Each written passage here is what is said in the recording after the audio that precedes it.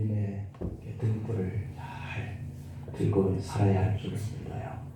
우리 일부 예배 때에 여러분들 앞에 이렇게 보내줬는데 그 말씀이 일부 예배 때 우리에게 주신 하나님 말씀이었고요. 오늘 2부 예배 때는 어떻게 준비하고 기다려야 할까 하는 의미를 같이 생각해 보려고 합니다. 오늘은 여러분들도 이미 다 짐작하고 계시겠지만 대강절기 시작하는 첫 번째 주일입니다. 대강절이라고 하는 것은 사실 주님이 이 땅에 다시 오심을 기다리는 그런 절기예요. 그래서 대강절 혹은 대림절 혹은 강림절 이렇게 부르거든요. 이 말은 오심, 도착하심이라고 하는 의미를 나타내는 라틴어 어드벤처라고 하는 단어인데요. 이거는 오심 혹은 도착이라고 하는 뜻이에요. 거기에서 유래된 이 말로서 그리스도의 오심을 의미하거든요. 오늘 본문의 끝부분에 우리 주님이 이 땅에 오심에 대해 기록하고 있습니다. 대강절은 성탄절 전에 4주간을 가리키고 있고 세상에서 메시아로 오실 예수 그리스도의 탄생 그 앞서서 그의 오심을 경건한 마음으로 우리가 준비하기 위한 기간, 이 기간이 주일로 4주, 성탄절의 주일로 4주 앞서서 시작되는 절기가 바로 대강절기예요. 그래서 이 대강절의 시기는 로마 교회에서는 대강절이 시작되는 대강주일을 성 안드레의 축일 11월 27일에서 가장 가까운 그러한 주일로 정하고 있는데, 이에 따르면 대강주일이 시작되는 날짜는 11월 30일보다 빠르지 않고 12월 3일보다는 늦지 않는, 그때부터 이 대강절 첫 주가 시작되는 거예요. 이러한 계산법에 의하면은 이 성탄절 전 대강절에는 4번의 주일이 있어야 하는 거죠. 그러나 동로마 교회에서는 이 대강절이 이런 이보다 빠른 11월 중순부터 시작을 하는데요. 대강절 절기 기간 안에 6번의 주일이 포함되어야 하는 이 주일이 바로 대강절의 첫 번째 주예요. 그러니까 서로마의 교회에서는 4주 전부터 이 4주일을 첫 번째 주일로 대강절이라면, 이 동로마 교회에서는 6번째 주일부터 대강절이 시작되는 것이죠.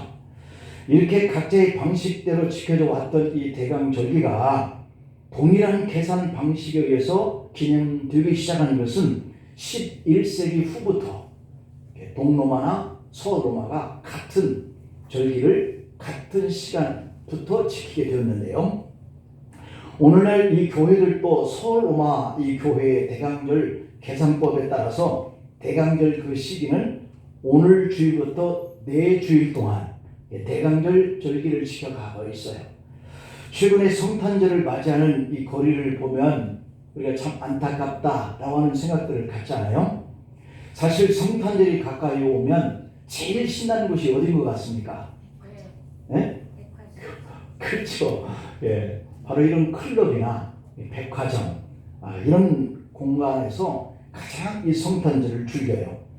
그런데 금년에는 이 코로나19로 인해서 성탄절이 어찌 될 것인지 참 궁금하기도 하고 암담하기도 합니다. 지금 벌써 400명, 600명 이 사이 속에서 확진자들이 발생을 하고 있기 때문에 우리가 거리두기를 2.5단계 이상 이렇게 해야 할 이러한 단계로 확진자가 많다는 거예요. 그래서 참 다들 경제적인 차원 속에서 영업을 하는 분들이 걱정을 많이 하고 계시는데, 사실 예수님 오심에 가장 기뻐해야 할 곳은 아까 어떤 분이 얘기한 것처럼 교회여야 맞습니다. 할렐루야.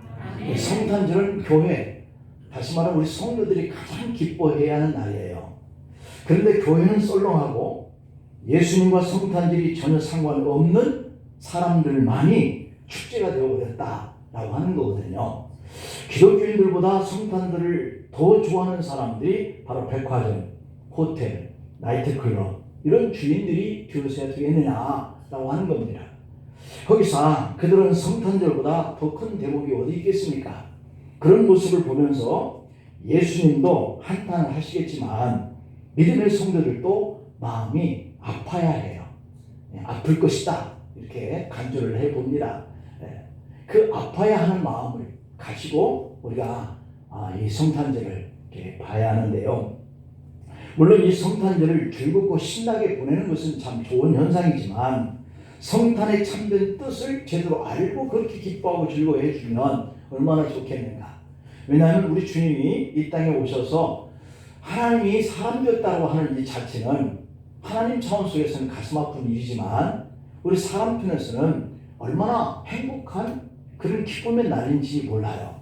우리가 구원받았기 때문이죠.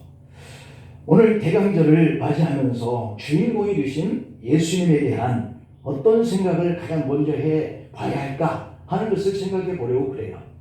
우리가 성탄절을 맞이하면서 무슨 일을 제일 먼저 우리가 알고 기뻐해야 할까? 그 첫 번째는 예수님의 생신일입니다. 예수님의 생일. 여러분들도 생일이 오면 괜히 마음이 설레고 기쁘잖아요. 특히 어린아이들은 더 기뻐한단 말이에요. 어른 생일 때도 우리 애들 보면 어른 생일 때 케이크 넣고 촛불을 끄고 있으면 아이들이 자기도 해달라고. 그냥 어른 생일은 곧 아이들 생일이에요. 그래서 다시 또 촛불을 켜고 아이들을 위해서 불러주고 하는 이런 현상을 보는데 그만큼 이 생신이라고 하는 생일은 기쁨의 날이거든요. 지금껏 우리가 성탄절로 맞이하는 이 예수님의 생일날 며칠이죠? 12월 25일. 그렇죠. 이 성탄절에는 우리가 1부, 2부 나누지 않고 다 같이 11시에 모여서 예배 드릴 겁니다.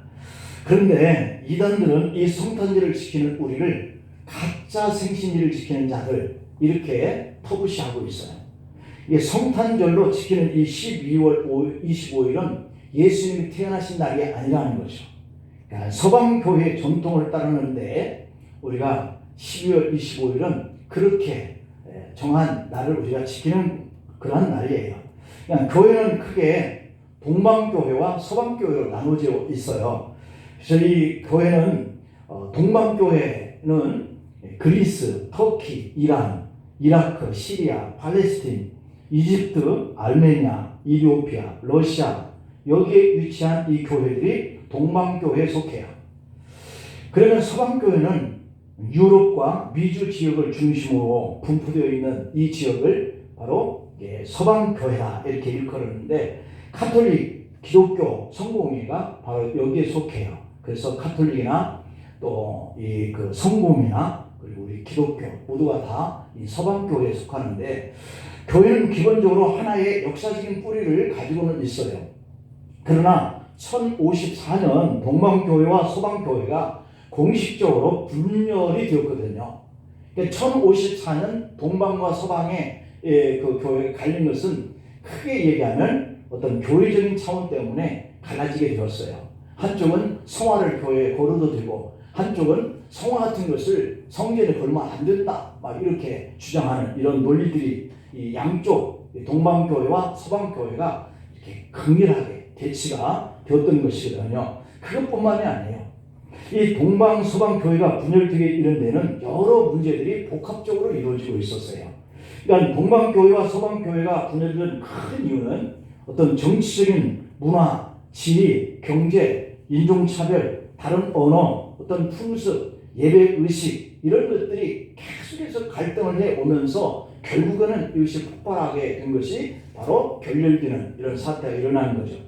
그러나 그 주도권을 둘러싸고 있는 이 성직자들의 문제는 서로 증오하고 있다는 증오심 때문에 그리고 시기하고 질투 그리고 서로를 견주하는 이러한 요인들이 결국은 하찮게 시작되었다 생각했는데 결국 이것들이 어떤 교권까지 이러한 갈등을 가져오면서 갈라지고 만 것이죠. 자, 그러면 첫째, 누가 이 전체 교회를 이끌어갈 주도권을 가졌는가 하는 이런 문제가 가장 이 동방교회와 서방교회가 시작된 거예요. 여러분, 요즘에 우리가 장로교회가 이렇게 난립되어 있어서 서로 하나로 연합되자 이런 이야기들이 나오는데도 불구하고 되지 못하는 것은 바로 이 첫 번째 문제거든요. 누가 그런 주도권을 가질 것이냐? 지금 가지고 있었던 이 총회들이 서로 하나가 되어지면 양쪽에 누군가 하나는 그 주권을 놓아야지 되는데 라고 하는 이 문제가 가장 큰 거예요.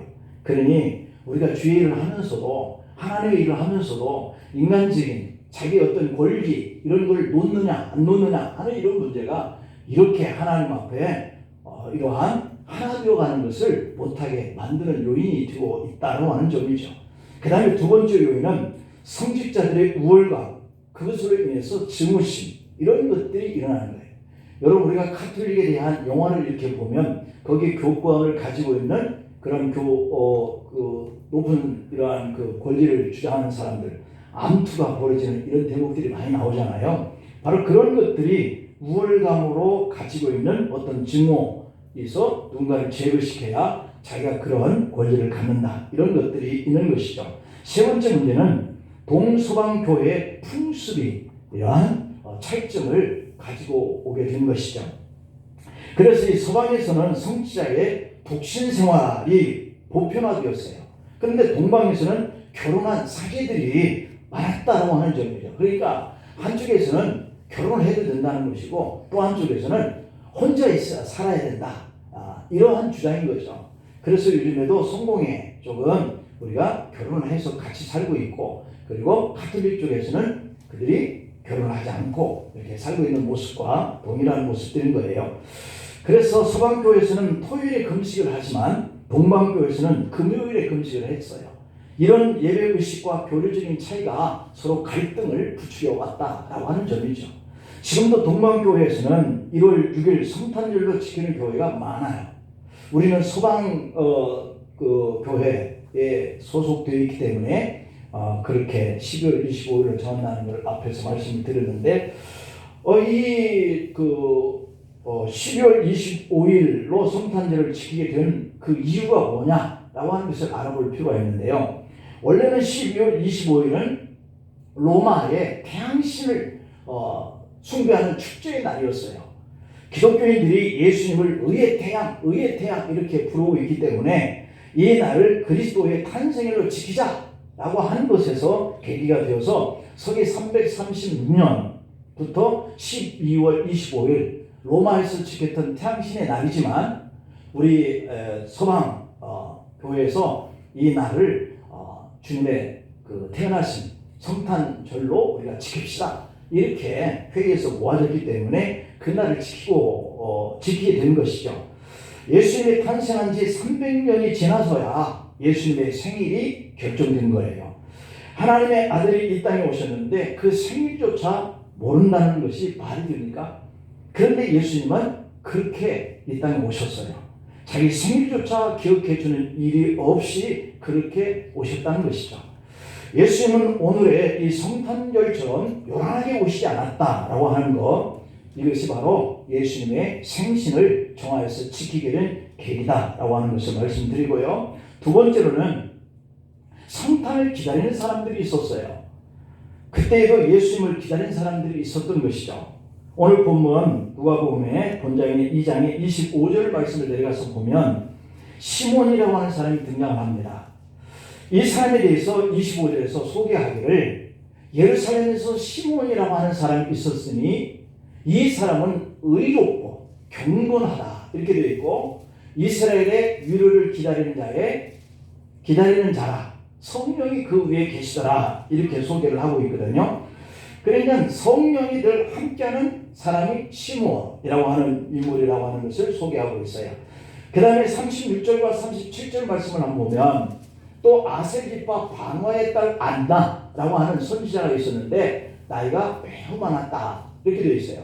그런데 그가 결혼한 이후에 7해 동안 남편과 함께 살다가 과부가 되었다. 그러니까 7년 동안만 결혼 생활을 했고 남편이 죽은 거예요. 그리고 그 이후에 84세가 되었다라고 되어 있는데 이 사람이 성전을 떠나지 아니하고 주야로 금식하며 기도함으로 섬기더니 라고 이렇게 표현되고 있어요. 그러니까 시몬이라고 하는 사람은 주님을 기다리는 사람이고 안 날아오는 사람도 주님을 기다리는 사람이에요. 근데 이들이 주님을 기다리면서 그들의 믿음 생활의 모습을 보니까 이 시므온은 성령이 그 위에 있어서 항상 충만한 사람이고, 그리고 이 안 날아오는 사람은 남편을 잃어버린 이후에 계속해서 성전을 떠나지 않고 금식하며 기도하는 생활을 했던 사람이다 라고 이렇게 표현을 하고 있어요.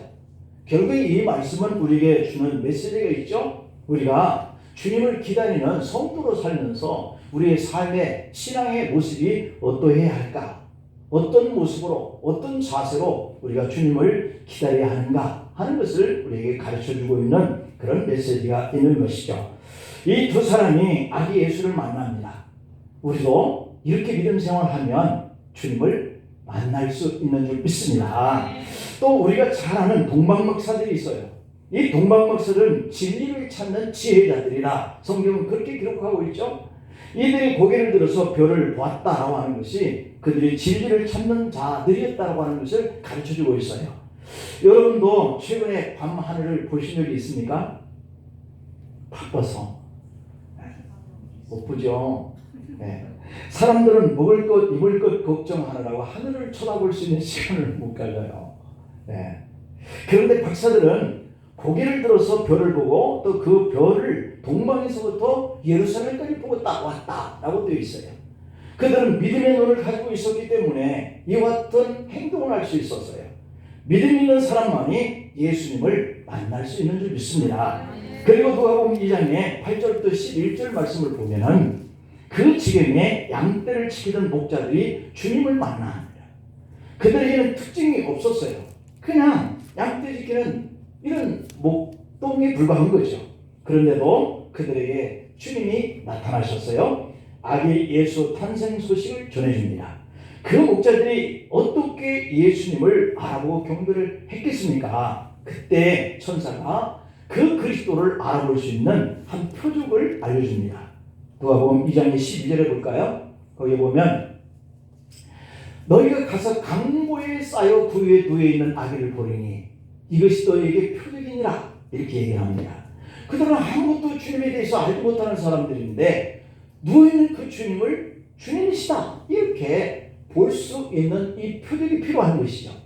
여러분, 우리가 믿음이 약하면 주님을 만날 수 있는 표적을 보여주시는 줄 믿습니다. 사실 우리가 신앙생활을 어떻게 이제 막 시작을 할 때는 꿈에 잠을 잘 때도 자꾸 이 신앙적인 꿈을 많이 꾸게 돼요. 주님을 만나게 하고 기도를 해도요 어떻게 신비하게 주님의 막 음성도 듣게 하고요. 그리고 뭔가 눈앞에서 왔다 갔다 하는 것도 막 보여줘요. 왜 그럴까요? 표적이에요. 주님이 너를 그렇게 사랑한다는 표적이죠. 그래서 신앙이 커가는 것이지 아무것도 알지 못하는 사람, 성경도 읽어보지 않은 사람이 어떻게 예수님을 믿고 따라가겠어요. 그래서 주님은 이렇게 양이나 치는 목동들에게는 주님을 알 길이 없으니 그들에게 표적을 보여주는 것처럼 오늘 우리 믿음이 연약해도 주님을 만나기에 대해서 전혀 걱정하지 않기를 바랍니다. 주님이 표적을 보이면서 주다, 주님이시다 이렇게 알게 하시니까요. 마가복음의 9장의 34절을 볼까요? 그들이 잠잠하니 이는 길에서 서로 누가 크냐 하고 쟁론하였다 이렇게 얘기를 하고 있어요. 여러분, 우리들이 이렇게 주님을 만나고 주님을 기다리고 해야 할 우리 성도들 이 사이에 예수님의 제자들 사이에도 다툼이 일어나요. 이 다툰 이유를 보니까 야 누가 더 높은 자리에 앉을 거야? 누가 더 예수님 앞에 우리가 큰 사람이야? 라고 다퉜다는 거예요. 주님이 이르실 새 나라에서 누가 높은 자리를 차지하겠다라고 하는 것이 다툼이 시작돼요. 여러분, 우리가 예수님을 잘 믿는다 다툼이 안 생길 것 같습니까? 다퉈요. 우리가 교회는 신령하고 거룩한 공간이니까 안 다투겠죠? 아니에요. 우리도 다투잖아요. 동방교회, 서방교회가 하나가 되었다가 그들이 왜 이렇게 분리가 되고 갈라져야 했을까요? 우리 장로교회가 왜 이렇게 산산조각이 나서 많은 교단이 난립하고 있게 되었을까요? 이게 다 다투서 그래요. 다투서 시기하고 분쟁하기 때문에 다투어요.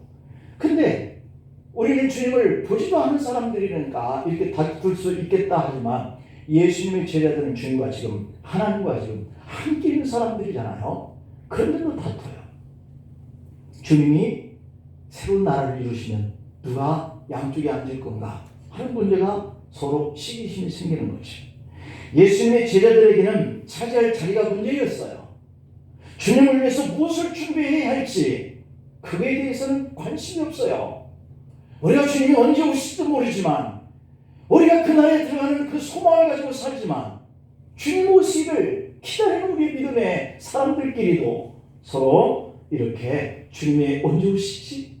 그 일을 위해서 내가 성령에 매여서 살아야지. 내가 금식도 하고 내가 기도도 하는 것은 주님을 만날 수 있는 그런 믿음의 사람이 되기 위해서지 라고 하는 생각을 가지고 사는 것이 아니라 엉뚱한 방향의 생각에 우리가 시기하고 질투하는 문제가 발생해서 정작 우리가 골똘히 기도하고 믿음의 길을 가고 말씀을 붙들고 살아야 할 우리의 삶 속에 큰 놓쳐버릴 때가 더 많다라고 하는 것을 오늘 우리에게 조명해 주고 있습니다. 그때 예수님 제자들에게 마가복음 9장 35절에서 누구든지 첫째가 되고자 하면 모든 사람을 섬겨야 합니다. 할렐루야. 우리 주님의 생각은 우리 생각과 전혀 반대입니다. 우리는 막 높아지려고 그러는데 주님은 야 누가 잘 섬기는 사람이 될래? 그 사람이 최고야 라고 말씀하고 있거든요. 예수님의 나라는 남을 제치고 높은 자리에 서려고 하는 이 사람이 되는 것이 아니라 그 나라에 들어갈 때까지 인내함으로 성령에 매여서 때로는 금식도 필요할 때는 하고 때로는 주님 앞에 눈물을 흘리면서 기도하려고 하는 이 모습으로 잘 준비된 사람이 그 나라에 들어가고 주님을 맞이하는 사람이 될 줄로 믿습니다. 세 번째로는 준비하는 사람들이 있었습니다. 그래서 미가서 5장 1절 말씀에 보면은 딸분대여 너는 때를 모을지어다. 그들이 우리를 에워쌌으니 막대기로 이스라엘 재판대에 땀을 치리로다. 이렇게 얘기하고 있어요. 여러분 이스라엘이 이방의 침략을 받아서 업신여김을 받을 때에 주님께서 오시는 거예요. 이사야 선지자는 이 시기를 가리켜서 고통하던 자, 흑암에 행하던 백성의 때라고 이렇게 표현하고 있어요. 그렇습니다. 우리 주님은 평안할 때 오시지 않아요. 나라가 위태롭고요. 사람들의 삶의 자리가 고통의 십자에 있고요. 우리들이 어느 길로 가야 옳을지 판단하기 어려울 이러한 시기 때에 오는 것이죠. 이사야 선지자는 이 시기를 가리켜서 고통의 흑암에 행하던 백성의 때라고 이렇게 표현을 하고 있는데요. 말라기서 선지자 이후에 약 400년 동안 암흑기를 이스라엘 백성들이 살아요. 그리고 어디에서 탄생할 것인가에 대해서 그들은 이렇게 표현을 해요. 미가서 5장 2절 한번 볼까요? 거기 보면 이런 표현이 있습니다. 베들레헴 에브라다야 너는 유다 족속 중에 작을지라도 이스라엘을 다스릴 자가 네게서 내게로 나올 것이다. 또 어떻게 오시는가에 대해서도 이사야 7장의 14절 말씀을 보면 처녀의 몸에서 성령으로 잉태할 것이다. 이것을 가르쳐줘요. 그리고 그 이름은 임마누엘이라 하리라. 함께 하신다 라고 이렇게 말씀하고 있죠. 그 주님의 나라가 언제 오느냐, 어디에 오느냐, 또한 어떻게 오느냐 하는 이런 물음보다는 그 임할 주님의 나라에 내가 어떻게 해야 동참할 수 있지? 내가 어떻게 해야 그분을 맞이할 수 있지? 라고 하는 이런 준비를 어떻게 하느냐가 중요할 줄로 믿습니다. 성탄일이 틀렸다. 주님이 탄생하신 날을 12월 25일로 지키는 것이 맞다 틀렸다. 이게 중요한 게 아니라는 것이죠. 생일날은 어느 한 날 그분을 추억하면서 지키면 되는 거예요. 하지만 주님이 오셨는데 맞이할 준비가 안 되어 있다고 한다면 이것이야말로 큰 낭패 아니겠어요? 아침에 우리가 1부 때 말씀을 드렸지만 미련한 그러한 다섯처녀와 슬기로운 그런 다섯처녀 이들 모두는 다 하나님을 믿는 사람들이에요. 선하고 악한 것이 아니라 그냥 분별력이 없어서 미련한 것뿐이에요. 그리고 좀 더 슬기로운 것뿐이에요. 그런데 미련한 다섯처녀는 주님이 오셨을 때 함께할 수 없었다고 하는 안타까움이에요. 그래서 우리가 믿음을 가지고 분별력을 가지고 살지 못하면 주님 앞에 서면 큰 낭패라는 것이죠. 이 시대는 점점 더 하나님에게서 사람의 마음으로 옮겨져 가고 있어요. 이 시대가 말하는 사랑이라고 하는 것은 주님의 말씀하시는 그런 순수한 사랑이 아니에요. 이 시대는 사람보다 더 중요한 세상이 되고 말았어요. 돈 때문에 세상 질서가 파괴되고 있고 사람들이 시기하고 질투하고 있고 우리가 같은 형제 자매라 할지라도 서로 분쟁하면서 갈등하면서 갈라지는, 그래서 우리의 인성이 다 사라져가고 있어요. 모두가 돈에 노예로 전락해 가고 있다는 것이죠. 이사야가 35장에 이렇게 1절부터 4절에서 표현을 해요. 광야와 메마른 땅이 기뻐하며 사막이 백합화 같이 피어 즐거워하며 무성하게 피는 이 피어 기쁜 노래를 즐거워하며 레바논의 영광과 갈멜과 샤론의 아름다움을 얻을 것이다. 그것들이 여호와의 영광 곧 우리 하나님의 아름다움을 보리로다. 이렇게 얘기합니다. 그래서 너희는 약한 손을 강하게 하고 떨리는 무릎을 굳게 하라. 이렇게 당부해요. 겁내는 자에게 이렇게 말씀합니다. 굳세라. 두려워하지 말아라. 보라 너희 하나님이 오사 보복해 주겠다. 갚아 주겠다. 그러니 우리가 겁내거나 두려워하면 안 돼요. 하나님 오사 너희를 구원하시겠다. 분명히 약속을 주고 있기 때문인 줄 믿습니다. 그러므로 서로가 격려하면서 세상에서 살아가면서 주님 오실 때를 기다려야 하는 거지. 세상에서 살맛을 잃고 맥에 풀리는 사람들이 다시 힘을 얻고 무릎을 더욱더 곧게 하고 일어설 수 있는 그런 힘을 갖게 해야지.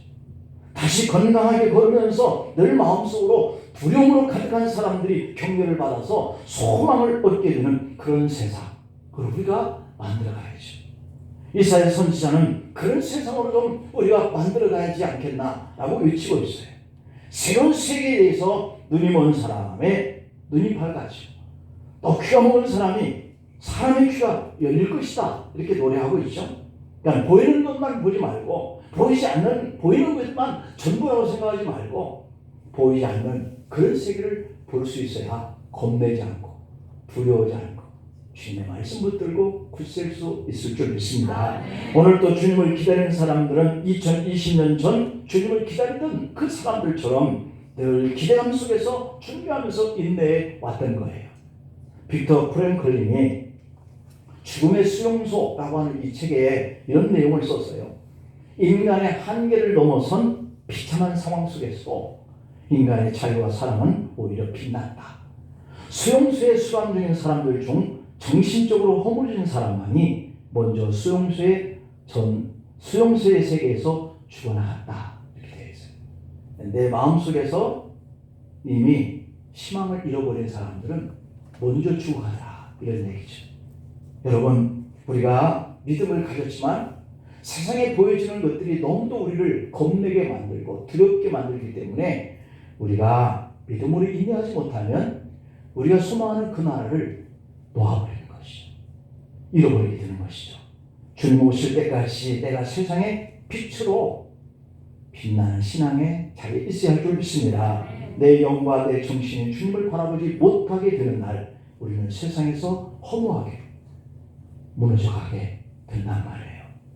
믿음이 있노라 하면서도 구원받은 이런 자녀이면서도 주님 오심을 준비했다라고 하면서도 세상에 흔들리는 사람들이 얼마나 많은지 몰라요. 다른 사람의 아픔을 자신의 아픔으로 생각하는 이런 사람은 머지않아서 이렇게 그런 삶의 자리가 아름답게 변해갈 줄로 믿습니다. 지금 우리는 다시 오실 그 주님을 기다리고 있거든요. 그래서 이번에도 2020번째 맞이하는 성탄절을 우리가 이렇게 맞이하기 위해서 기다리고 있듯이 우리를 주님이 부르시면 우리가 주님을 맞이할 것이고 주님이 사는 날 동안 오시면 또 우리가 주님을 맞이하게 될 거예요. 주님 오심을 준비하는 사람들은 그래서 믿음이 필요합니다. 만약 성도의 이 삶이 이렇게 허물어지면 이 세상은 누가 바꾸겠습니까? 지금 여러분들이 무릎이 떨려져 있고 무너져 있으면 이 세상이 두려우면 누가 이 세상의 복음에 나팔 쏘아들 수 있겠어요? 그래도 주님을 만나기 위해서 준비하고 기다리는 성도는 이 시므온과 안나처럼 인내하는 신앙이 있어야 할 줄 믿습니다. 2020년 전 예수님이 이 땅에 오셔서 우리를 위해서 자신을 아낌없이 이 십자가상에서 내어 주셨어요.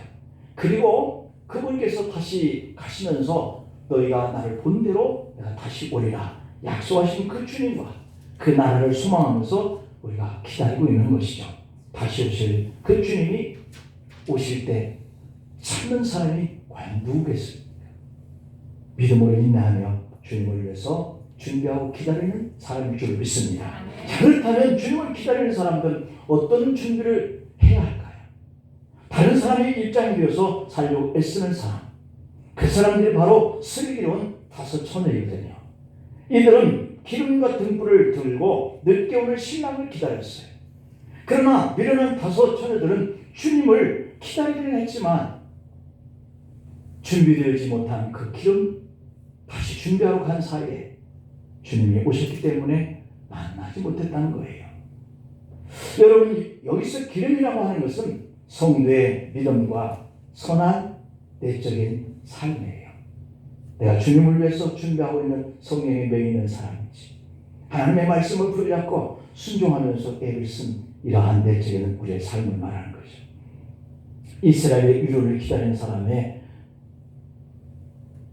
그 모습은 오늘 우리들이 본받아야 할 신앙의 내적인 모습이에요. 여러분, 오늘 우리도 이들의 믿음의 생활과 그리고 주님을 만나고 싶은 이 소망으로 준비하면서 살았던 이 믿음을 닮아갈 수 있기를 축복합니다. 누가복음 2장 25절에 보면 그 기다림의 결과가 잘 표현되어 있는 두 사람이 등장을 하는데, 예루살렘에서 살던 시몬에 관한 4가지 정보를 얻을 수 있어요.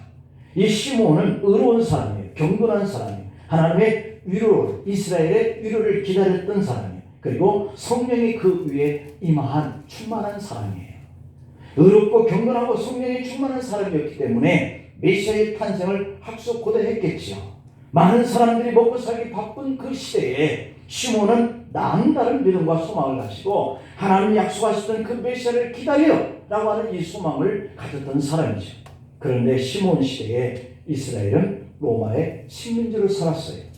정치적인 압제와 경제적인 수달에 뼈에 사무치는 생활을 하고 있었어요. 민족적인 정체성과 자존심이 무너져버린 이런 삶 속에서 살고 있었어요. 이러한 절망과 슬픔이 사무치고 있을 때에 시몬은 이스라엘을 위로해 주세요. 이스라엘을 위로하실 그 메시아가 속히 와주세요 라고 기다렸다라고 하는 것이거든요. 그런데 시몬이 노인이 되어서야 그 가슴에 품었던 소원이 눈앞에서 이루어졌어요. 꿈에도 그리던 그 메시아를 본 것이죠. 그런 시몬의 마음이 얼마나 기뻤겠습니까? 시몬은 6주 정도 지난 아기 예수님을 팔로 안고 하나님을 찬양했어요. 그 모습이 28절부터 31절의 내용이거든요. 시몬이 아기를 안고 하나님을 찬송하여 이르되 주지여 이제는 말씀하신 대로 종을 평안히 놓아주시는도다. 내 눈이 주의 구원을 보았사오니 라고 이렇게 표현하면서 만년 앞에 이 길을 예비하신 것은 주님이시오 이렇게 고백을 하고 있는 모습을 볼 수 있습니다. 시몬은 그토록 기다렸던 주님을 자기 눈으로 똑똑히 보았으니 얼마나 행복했을까요? 지금 당장 죽어도 아마 여한이 없다고 그런 찬송을 했을 거예요. 그리고 또 한 사람 84년의 한을 푼 안나 할머니죠. 36절 37절에 보면 안나에 대한 정보가 그렇게 기록되어 있죠. 아셀지파 바누엘의 딸이었다. 안나는 시므온과 달리 집안이 참 좋았던 사람이에요. 그런데 안나는 여선지자였습니다. 그런 나이가 매우 많았어요. 결혼한 후 7년 동안 남편과 생활을 했지만 그 후에 과부로서 84세 동안 산 거죠. 수많은 세월을 과부로 지냈으니 얼마나 외롭고 고달팠겠어요. 그런데 37절 후반부를 보니까 이 사람이 성전을 떠나지 아니하고 주야로 금식하며 기도하며 섬겼다라고 되어 있습니다. 이것이 성도의 기름 준비예요. 안나가 그토록 오랜 세월 동안 성전에서 금식하며 기도하면서 기다렸던 단 한 가지 이유는 이 땅에 메시아였던 것이죠. 여러분, 저와 여러분들이 지금까지 믿음을 지키고 이 코로나 속에서도 우리가 주님 앞에 나와서 예배드리는 것은 바로 기름 준비인 거예요. 과거도 이제 84년 지났던 이 안나는 100살이 넘었을 거예요. 그런데 그토록 기다렸던 메시아를 드디어 만납니다. 얼마나 기쁨이 컸고 행복했어요. 38절을 볼까요? 마침 이때에 나와서 하나님께 감사했다라고 되어 있습니다. 자기의 오랜 꿈을 이루신 하나님 앞에 어찌 감사 찬송을 드리지 않을 수 있었겠습니까?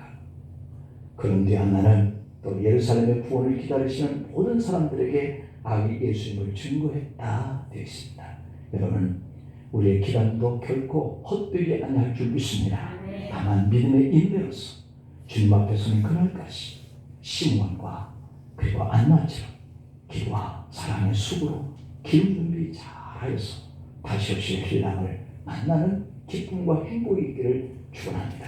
기도하시겠습니다. 아버지 하나님, 비록 우리가 지키는 성탄절의 날짜가 예수님의 탄생하신 생신일과 다른데 뭐 어쩌겠습니까? 성탄을 기다리는 이 사람들, 그들이 준비를 잘하면서 기다렸던 안나와 시므온처럼 저희들이 기다리면 되지요.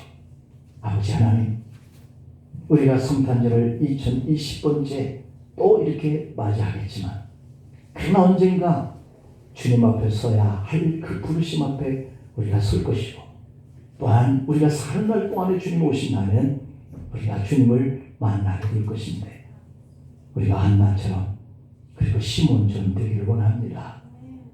기름 준비 잘했던 슬기로운 다섯 처녀 되기를 원합니다. 우리의 삶의 자리에 함께 동행하시고 또 한 주 동안 믿음의 인내로 세상에 힘들고 어려운 이런 환경을 잘 극복하면서 믿음을 지켜가는 저희들 되게 하여 주옵소서.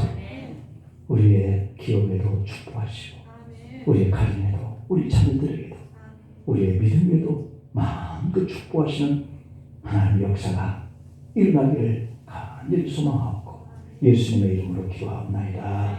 아멘.